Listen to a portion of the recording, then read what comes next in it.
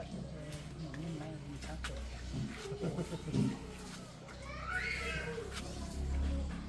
tay chật chật chặt rồi các tay chật trứng rồi các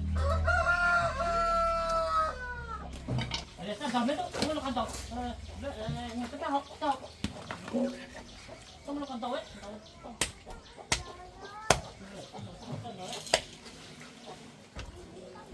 Nak kau eh? Ah, satu. Tu, saya.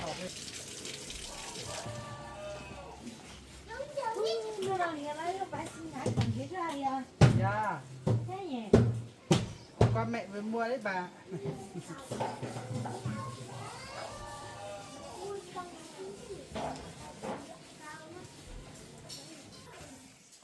là có cái bữa là kết tiền tao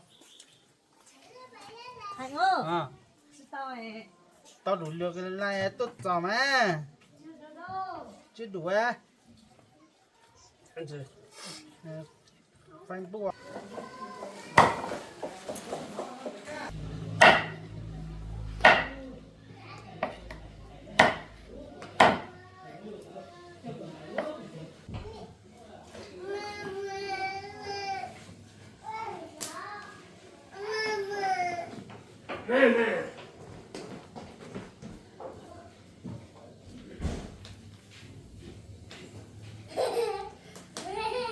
Cái gì vậy ca?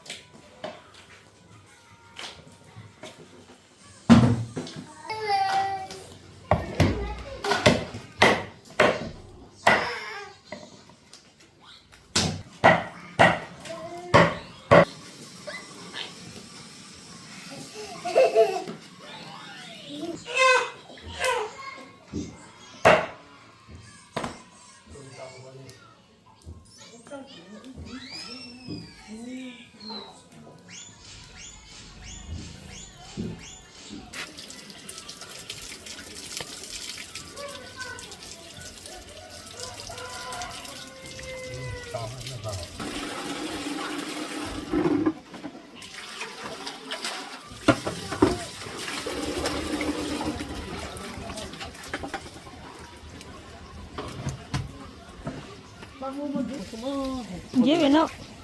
làm mua cái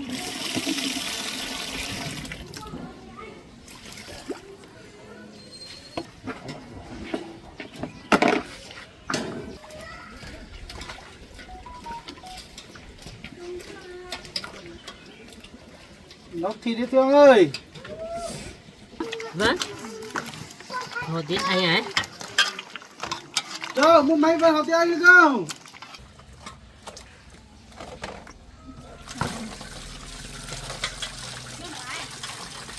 Nè. Thử đây. Tôi đi rồi. Hả? Tôi xin lỗi. Xin lỗi. Tôi được. Cái đầu bổ cũng không có chuyện chia cũng cái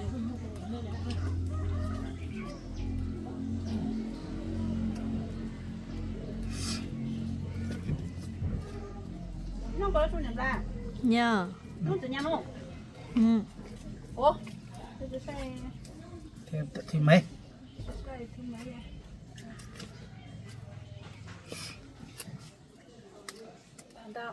Ta.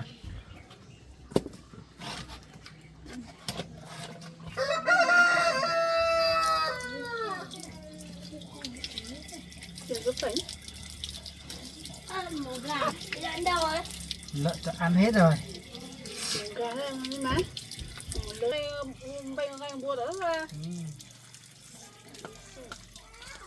Rồi, rụt lâu à.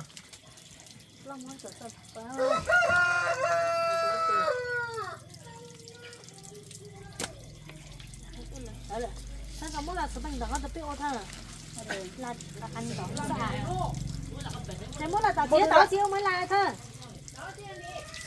tao chịu không máu nè. Để tới lại. Cho vào đây sao? Và chỉ lăng rồi, cho đi sao thì lấy tới.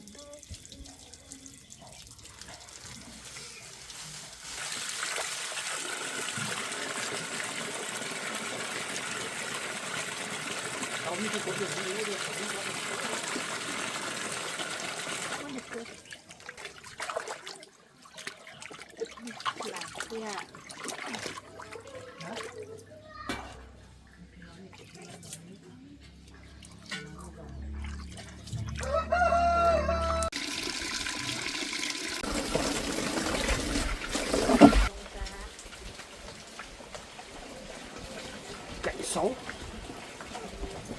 Bây giờ là máy ảnh quay à. Máy ảnh nhưng mà cảnh nó xấu.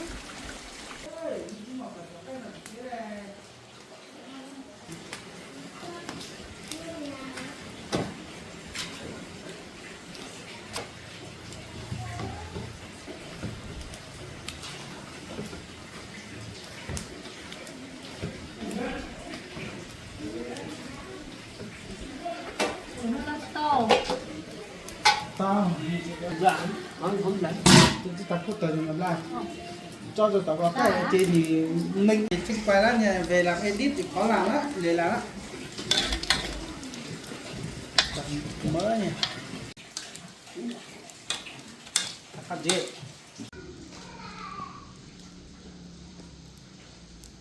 cho cái cu nha cu á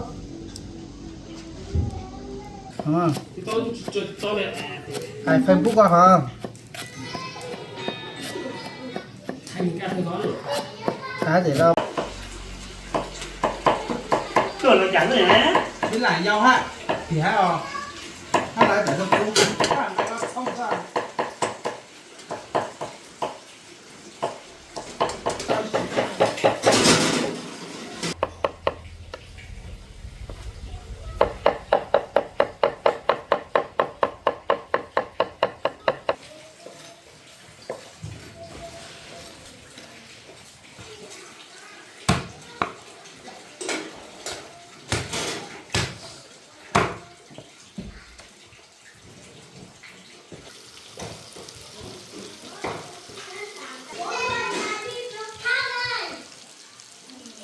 Mẹ anh đã cắm chạy con giận trong này. Hiền ơi, con bao nhiêu tuổi rồi? Ồ. Con ơi đi cùng bố đây, bố có ô tô này.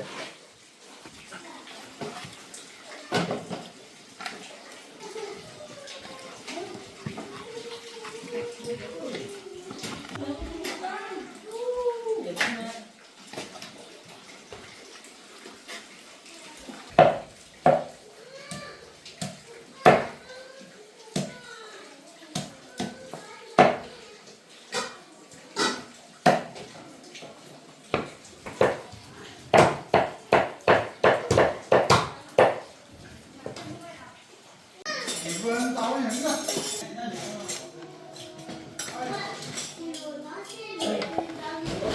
Ôi giời ơi, quay lại đi.